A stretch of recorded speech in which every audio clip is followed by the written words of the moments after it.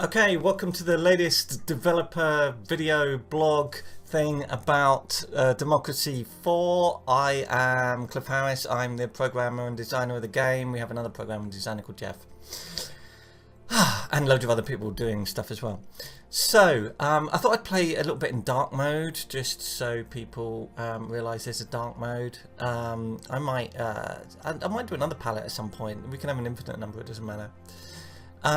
Anyway, so I've had quite a tough week actually, because I had to go to the dentist and have fillings, and it was horribly stressful, and also hurt my back. So I've been a health crisis for a whole week.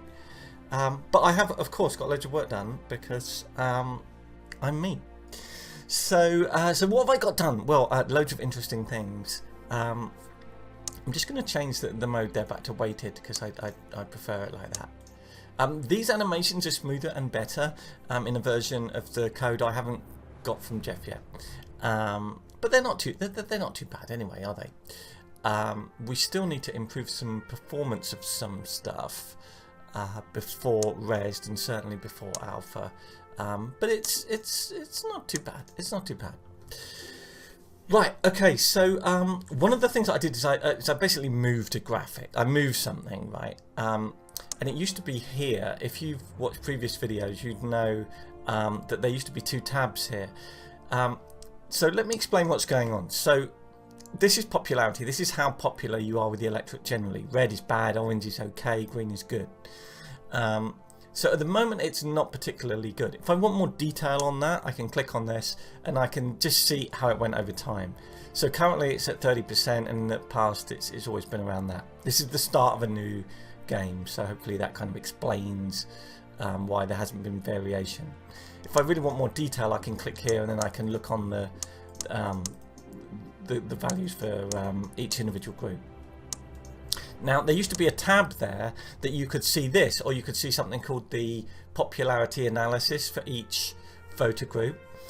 And the thing is, it was a bit of a sort of confused mess that was interesting to look at once. But really it didn't help, because what you really wanted to do is just see it for each individual photo group. So it occurred to me whilst trying to sleep one night that it's just in the wrong place. So I've moved it, and I've moved it to the voter group thing. So if we pick capitalist, good example, because they've got loads of stuff. We now have tabs here. So this is the current level of happiness of this group, it's the current level of membership, current level of income. And these are the influences that affect these things. I should explain how this works for people who haven't played the game before. So generally speaking, this is what you care about. You care about happiness. And these are all the impacts on happiness of capitalists, and they're all pretty bad. Other than GDP, which is actually having a bit of a boost there. I had one more, a graduate tax. Capitalists like a graduate tax because it's seen as efficient and reasonable, because you're kind of taxing the people who are benefiting. Arguably, it could be argued anyway, whatever. Generally speaking, they don't like taxes because they prefer like a low tax, low spend political system. So this is all the stuff that is making us unhappy as capitalists. If I switch to membership up here, not only does the graph change, but this is what's affecting our membership. So these effects tend to be a bit more subtle and a bit more over the long run. You can see here inheritance tax takes like 32 turns, which is, I can't do basic maths, 8 years to actually have an impact if you were to change that. And these tend to be like long-term kind of like social engineering changes. If I get an income, you can see what is affecting the income specifically of capitalists. We have limits on automated trading on the stock market, and automated trading is something that's only done by relatively wealthy, like hedge fund types. So only really capitalists are going to be affected by this, right? And you'll see that there's different effects for each group. If I go to environmentalist, oh, that shouldn't be there. So this is what makes them happy. Their membership is mostly affected at the moment by recycling. So if we have a recycling policy, I guess, over the long run, people sort of think, yeah, we recycle, of course, because we care about the environment, and they sort of, go on to become environmentally aware in other ways. Income, nothing, because we don't have like a tax on people believing in climate change or anything. And don't suggest that as a tax. That's a stupid idea. Anyway, so that's what all that does. If and that's this tab, right? And there could be loads of these. So now I've moved this here, which used to be on another screen. Now actually I've just realized that there's some text there that I haven't recolored. So I'm going to change back to light mode and go back in. Yeah, I always have to make sure that I'm using the palette color, not a hard-coded color. Anyway, so this is the happiness distribution of capitalists. So down here, obviously in red is bad, in green is good. So what's the point of this? And the middle point there is where you'd vote for the player. So these capitalists are going to vote for me. These aren't, and there's loads here, obviously. There are loads that are just fanatically hate me. And you can see the probability of each one voting. Something that is also interesting that you should pay attention to if you really want to get good at the game is the voting probability.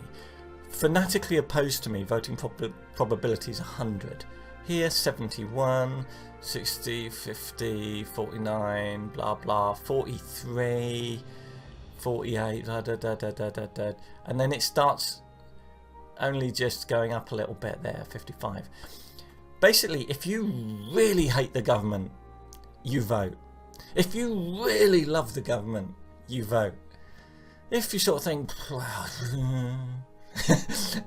you might not bother. And you know, and that is seen to be true. So that's interesting, right? Because not only do you not want people to be fanatically opposed, because firstly they definitely aren't going to vote for you, that they're going to vote for the other player, they're going to vote, they may join the opposing party, they may even become activists, therefore raising money for the opposing party. They may at the extreme join pressure groups and eventually become terrorists to try and kill you. So extremes are bad for all sorts of reasons that we know, but extremes are also bad because the more extreme someone is, the more likely they're not going to vote for you.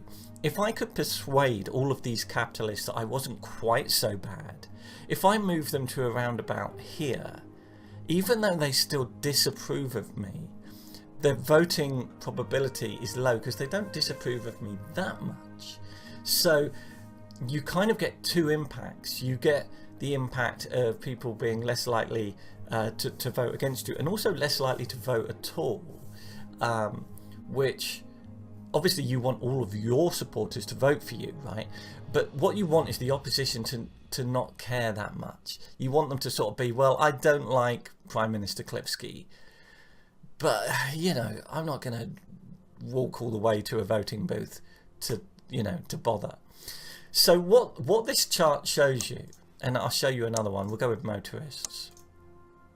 All over the place, motorists. Oh, well, okay, there's a lot of people who are fanatically opposed. But what it shows you is kind of like how soft or hard, as it were, the opposition to you is. Okay, so if everyone is clustered down here, you're kind of screwed, because moving them here all the way across to stop voting for the opposition and to vote for you is really hard. If you have a like cluster of people, a massive cluster of people here, the situation is different. And if you think about this, you really need this chart. This chart is essential, and it was not in Democracy 3.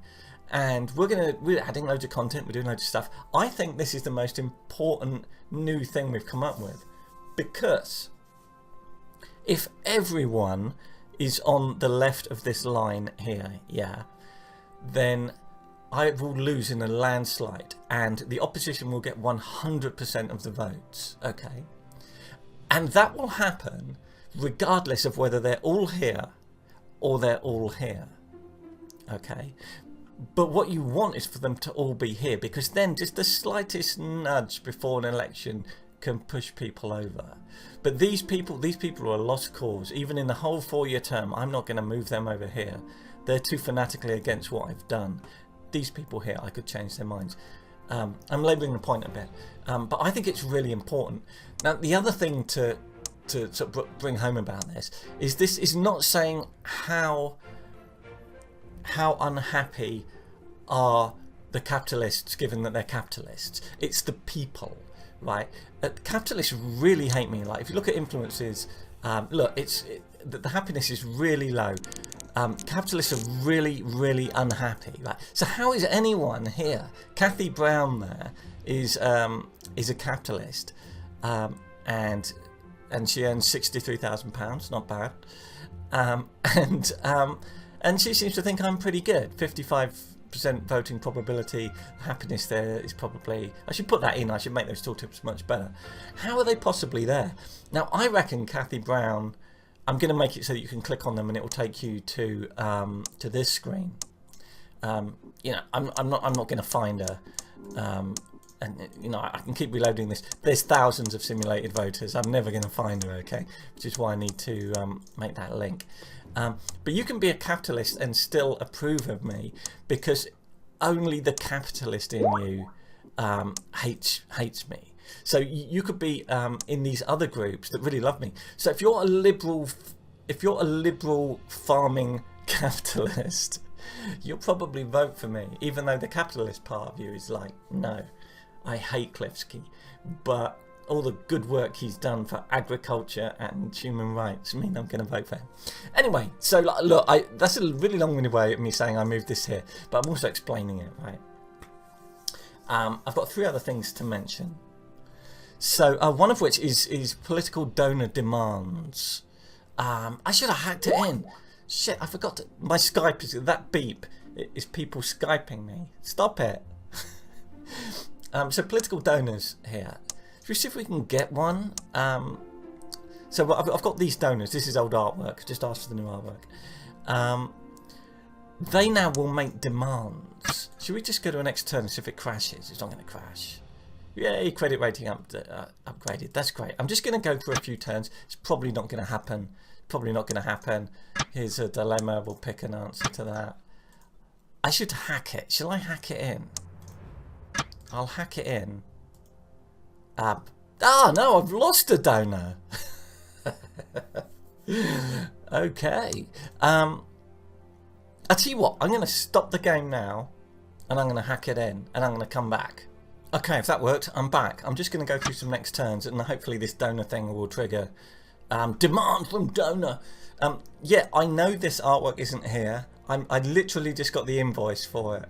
So I'll be paying it today and I'll get it. There should be like some people have like a checkerboard thing for like artwork not there. I should have like a $ sign saying artwork not paid for yet. Anyway, demand. Look, this happens now and then, right? This is a new thing that's in the game. Your donors will demand stuff from you. This was missing previously.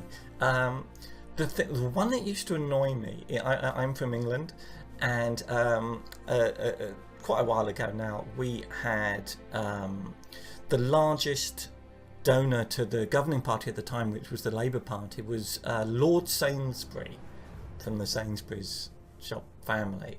He was the largest, by far, the largest donor to the Labour Party.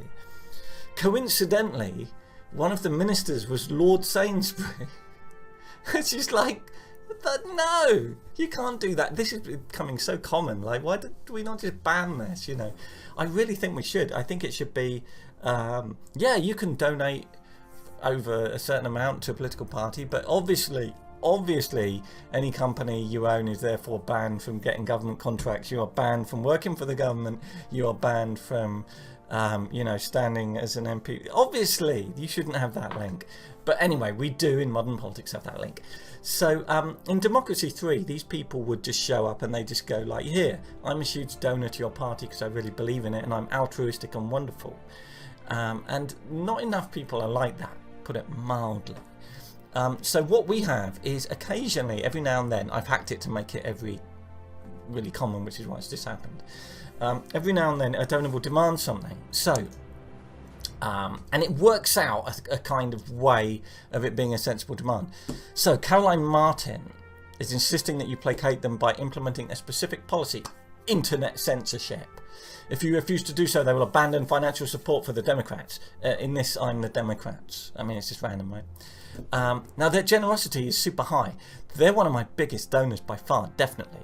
Now, I can decide on this later, right? I don't need to worry about it. But it will be a thing here. I can't go to the next turn without saying either, yeah, I wasn't going to do it, but censoring the internet is a small price to pay for your support. Or I can say no, get lost. They will then stop donating to the party. What a surprise. Anyway, this is a new thing, and it involves a fair bit of code because you have to check that you've got a donor, and then you have to pick a donor. Then you have to pick one of the groups that they are identifying with as a donor, and then pick a policy that you can afford to do in terms of political capital, but you haven't done yet, that makes that group happy. Anyway, there's a load of code. I'm just pointing out how hard I work. So if we go here into fundraising, there she is, and her sympathies are with religious people and conservatives. So no surprise she wants us to censor the internet. Definitely not a liberal. So I can do it or not do it, and let's check it works. So I can implement policy as requested. Boom. And there it is, it just slid in there, internet censorship. So we have a new policy, keeps her kind of like people happy, I guess, but it's going to really upset liberals and the youth and all that. But maybe I need the money. Maybe I need the money in order to get turnout, because that's basically what happens. Is election turnout is determined by how much money you spend. Okay, and there's just one other thing I was going to mention. Which I'm not really going to show you yet because I have to be right here, and I'm not going to go through a whole game and make a super long video for it. But I had this new thing that just tell me if you think this sounds horrendous, because I think it's quite funny, but I have a weird sense of humour sometimes. So I have a scrolling ticker along the bottom of the election screen, and I have like random comments from members of the electorate on there, and I was going to like make them relevant to your policies, and I might do a bit of that as well, but I thought it'd be funny if they just said crazy ass shit. So, you know when you stop people in the street on TV and they go, what do you think about the new income tax change? And they'll sort of say, oh, it's all the fault of aliens or contrails. And you think, oh, God, why do we bother? I find that very funny. It's not funny, really. It's depressing. But so I want that kind of like, you know, the worst possible example of voter comments scrolling across the screen, and really stupid policies like I think we should, you know, eat the rich or eat the poor or whatever. I'm amused by these things. I don't know. I'm just going to do it anyway. Who cares? It's all done and in. It's just that I haven't shown it. Anyway, this is Democracy 4. Don't forget. Oh, go wrong button. Don't forget it can look like this. Well, you know, when I fixed everything. Anyway, this is Democracy 4 by Positech Games. That's me, and Jeff, and a bunch of other people. And come and see it at Rezzed.